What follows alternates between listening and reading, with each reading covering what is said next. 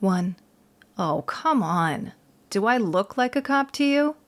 Tommy Claxton narrowed his eyes and turned his head to the side like a cockatoo, considering the question. I've never seen a cop built like you, babe. He licked his lips and reached into his pocket, causing the hanging chain to rattle from his belt loop. I took an uneasy breath, wondering if he was about to pull a gun. Instead, he produced a pack of cigarettes and a lighter. Want to smoke? No. I brushed my long hair out of my face. Are we doing this or not? My God, you're impatient, he grinned. One of the things I look for in a broad. I aim to please. I ran my leather-clad hand up his chest and grabbed the cigarette from between his lips. Work first, then play. He caught my wrist in a vice-like grip and kissed me hard. The impending heist made him handsy. Work first, I repeated when we broke for air. He snatched the cigarette from my hand and relaxed his grip on my ass. I've only known you for a few days, Alex, but damn, if you're half as good as you claim. His eyes lit up. Tommy, keep it in your pants. We're working on a timetable, and your screwing around is gonna get us all fucked.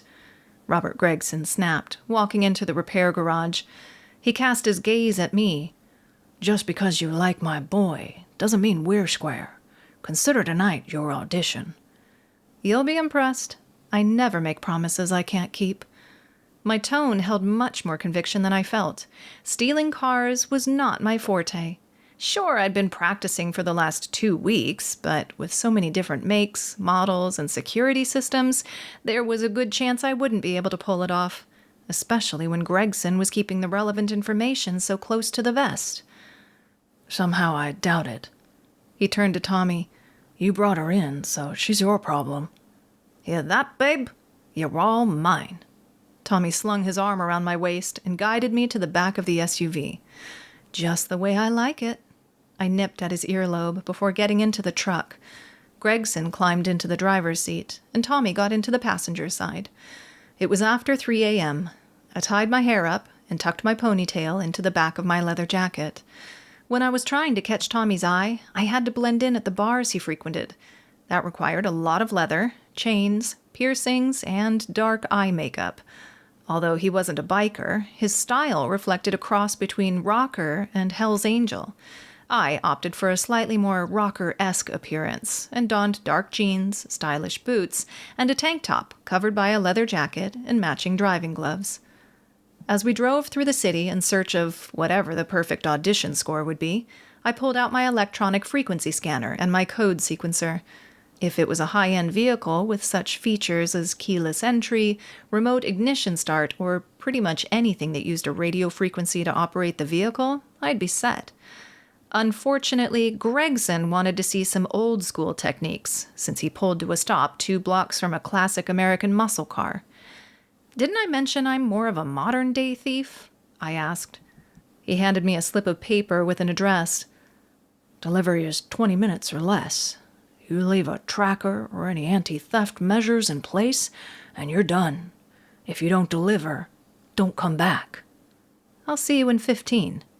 Stepping out of the car, I pulled my collar up. Tommy got out and joined me on the sidewalk.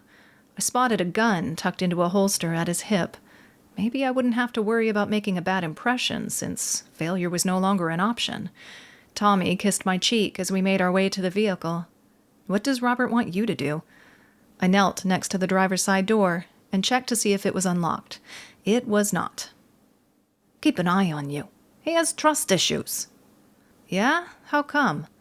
I pulled a thin piece of wire from inside my jacket and inserted it between the molding and the window, manipulating it into the interior of the car in order to unlock the door. Don't know. Tommy lit a cigarette and stood with his back to me, watching for signs of trouble. I think it has something to do with a rat on his last crew. That'll do it. The lock popped, and I opened the door, sliding across the seat and unlocking the passenger side for Tommy. By the time he got into the car, I was scanning for radio signals. He looked at my gear quizzically. Who'd have thought I'd be into some fancy high-tech chick? A transmitter of some sort, probably an installed low jack, was hidden in the trunk or under the hood. Getting out, I started at the front of the vehicle and located the security system. At least I was familiar enough with the proper method of disengaging these.